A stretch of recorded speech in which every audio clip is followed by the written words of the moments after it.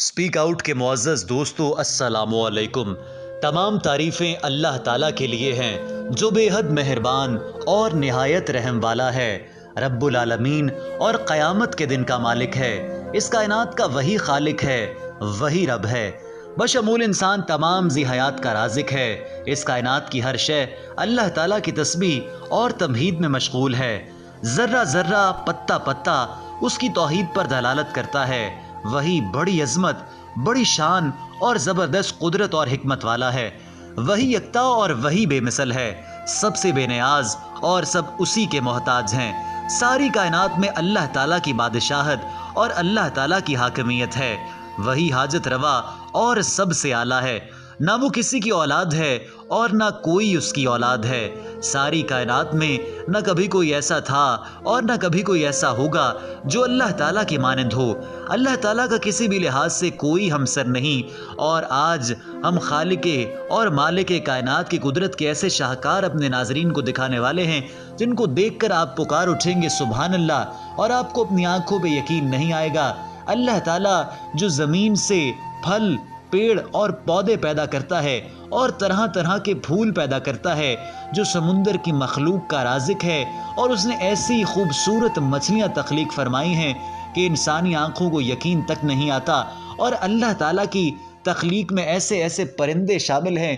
جو پر پھیلائے تو ہزاروں سینکڑوں رنگ نظر آتے ہیں، اور اللہ تعالیٰ کی تخلیق میں ایسے جانور ہیں جو بڑی بڑی تیز مشینوں سے بھی زیادہ تیزی کے ساتھ دوڑ سکتے ہیں۔ کسی بھی لحاظ سے کوئی ہمسر نہیں ہے، وہ تنہا ہے، تمام صفات عالیہ کا مالک ہے، اور تمام اختیارات اللہ سبحانہ وتعالیٰ کے قبضہ قدرت میں ہیں۔ جسے چاہتا ہے اپنی رحمت میں داخل کر لیتا ہے، جسے چاہتا ہے اس کی نافرمانی کے سبب اسے عذاب میں مبتلا کر دیتا ہے۔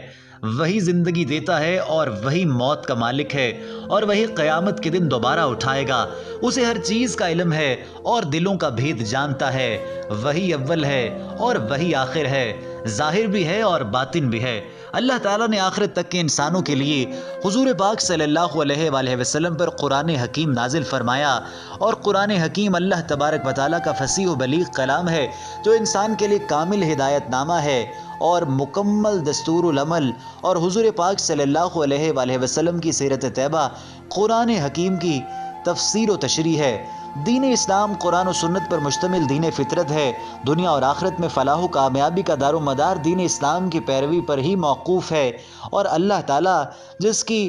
اس دنیا میں ہزاروں مخلوقات پیدا فرمائی گئی ہیں، اللہ تعالیٰ جو اپنی ہر مخلوق کو رزق فراہم کرتا ہے۔ معزز ناظرین، اسی رب کے آگے جھکنے کا وقت ہے، اور اسی رب کے آگے سجدہ ریز ہونا ہمارا فرض ہے اور ہماری اولین ترجیح ہونی چاہیے۔ قرآن حق ہے ایمان والوں کے لیے، ہدایت بشارت پرہیزگاروں کے لیے، نصیحت رحمت بصیرت اور شفا ہے، حق و باطل میں فرق دکھانے والی کتاب ہے، علم و حکمت اور اخلاقی تعلیمات کا منبع ہے، اللہ تعالیٰ کی ذات و صفات، قدرت اور حکمت کو کھول کھول کر بیان کرنے والی کتاب ہے، انسان کی زندگی کے ہر پہلو پر محیط ہدایت نامہ ہے۔ قرآن حکیم انسان کو نظام قدرت پر غور و فکر اور تدبر و تفکر کرنے کی تلقین کرتا ہے۔ وہ انسان کو قدرت کے مظاہر پر گہری نظر، مطالعہ اور مشاہدہ کرنے کی دعوت دیتا ہے، اور انسان کی تخلیق اور اس کے وجود میں سورج اور چاند تاروں کے نظام میں، حیوانات، نباتات اور جمادات میں،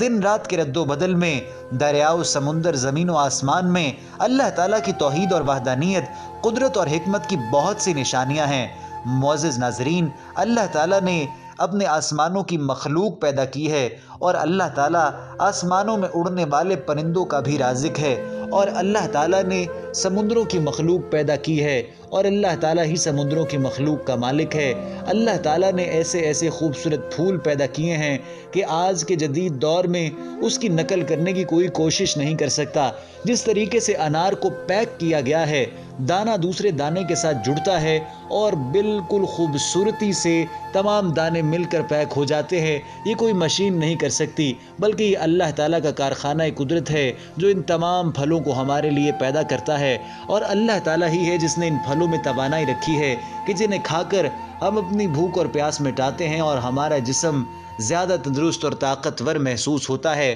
اللہ رب العزت نے کشتی کے تحفظ کو رہتی دنیا تک کے لیے نشانی بنا دیا۔ حضرت ہود علیہ السلام کی قوم عاد کی غرور و سرکشی پر ہولناک عذاب، 8 دن اور 7 راتیں پہم تیز و تند ہوا کے طوفان نے اسے تباہ و برباد کر دیا۔ حضرت صالح علیہ السلام کی دعا پر اللہ رب العزت نے ایک ٹھوس چٹان سے بطور نشانی اونٹنی نکالی اور ناقہ کو ہلاک کرنے پر حضرت صالح علیہ السلام کی قوم کو ہیبت ناک آواز، چیخ اور کڑک سے ہلاک کر دیا۔ بادشاہ نمرود اور اس کے رعایا نے جب حضرت ابراہیم علیہ السلام کو دہکتی آگ میں جلانا چاہا تو اللہ رب العزت کے حکم سے آگ حضرت ابراہیم علیہ السلام پر سلامتی والی بن گئی، جو ابراہیم علیہ السلام کی صداقت کے لیے معجزہ تھا۔ حضرت اسماعیل علیہ السلام کی قربانی کا واقعہ، جب حضرت ابراہیم علیہ السلام اپنے بیٹے حضرت اسماعیل علیہ السلام کو ذبح کرنے لگے تو اللہ رب العزت نے حضرت اسماعیل علیہ السلام کو ذبح ہونے سے بچا لیا اور ابراہیم علیہ السلام کے ہاتھ دمبہ ذبح کرا دیا۔ جب حضرت ابراہیم علیہ السلام نے حیات بعد الموت یعنی مر جانے کے بعد جی اٹھنے سے متعلق اللہ تعالیٰ سے سوال کیا کہ وہ کس طرح ایسا کرے گا تو اللہ رب العزت نے فرمایا، چند پرندے لو، انہیں ٹکڑے ٹکڑے کر کے سامنے والے پہاڑ پر ڈال دو، کچھ فاصلے پر کھڑے ہو کر ان کو پکارو۔ حضرت ابراہیم علیہ السلام نے ایسا کیا اور جب انہیں آواز دی تو سب پرندے اپنی اپنی شکل میں زندہ ہو کر اڑتے ہوئے حضرت ابراہیم علیہ السلام کے پاس آ گئے۔ صفا اور مروہ اور حجر اسود اللہ رب العزت کی نشانیاں ہیں۔ قوم لوط علیہ السلام کی تباہی اور بربادی بذریعہ پتھروں کی بارش، حضرت موسیٰ علیہ السلام کے عصا سے اژدہا کا بننا، ہاتھ گریبان میں ڈال کر اور بغل سے ملا کر نکالا تو روشن سفید چمکتا ہوا نکلا، حضرت موسیٰ علیہ السلام کا پتھر پر عصا کا مارنا اور اس میں سے 12 چشموں کا بہہ نکلنا، بنی اسرائیل کے ایک شخص آبیل کا قتل، جب اسے مردہ گائے کے گوشت کا ٹکڑا مارا گیا تو وہ زندہ ہوا اور بتا دی کہ بطمہ مال اسے اس کے بھتیجے نے قتل کیا، یہ بتا کر وہ دوبارہ گر کر مر گیا۔ اللہ تعالیٰ کے معجزات ہیں اور نشانیاں ہیں ان لوگوں کے لیے جو عقل رکھتے ہیں، جو سوچنے سمجھنے کی صلاحیت رکھتے ہیں اور جن کے دلوں پر مور نہیں لگی ہوئی۔ اے پروردگار، تیرے سوا کوئی معبود نہیں، تو پاک ہے، بے شک ہم ظالموں میں سے ہیں۔ اس پر اللہ کے حکم سے معزز ناظرین، ہر وہ شخص جو اللہ تعالیٰ سے معافی مانگے گا، اللہ تعالیٰ سے گڑ گڑا کر توبہ کرے گا، اپنے گناہوں پر استغفار کرے گا، اللہ تعالیٰ اس کے گناہوں کو ضرور معاف کرے گا اور اللہ تعالیٰ اس کے لیے دنیا اور آخرت میں آسانی ضرور پیدا کرے گا۔ معزز ناظرین، موجودہ حالات میں جہاں مادہ پرستی اور ہوس، زر و خواہش نے جو بڑے خطرناک رخ اختیار کرنے شروع کر دیے ہیں، اس بات کی اشد ضرورت ہے کہ ہم قرآنی تعلیمات اور اسوہ رسول صلی اللہ علیہ وآلہ وسلم پر عمل پیرا ہوں اور اس طرح کی ویڈیوز اور سوشل میڈیا کا استعمال کرتے ہوئے آپ کو اللہ تعالیٰ کی نشانیوں کے بارے میں بتاتے رہیں تاکہ آپ کا ایمان تازہ اور مضبوط ہوتا جائے۔ ویڈیو اگر پسند آئی ہے تو لائک ضرور کیجئے، کامنٹ سیکشن میں قیمتی رائے کا اظہار، اور اگر چینل سپیک آؤٹ کو سبسکرائب نہیں کیا تو سپیک آؤٹ کے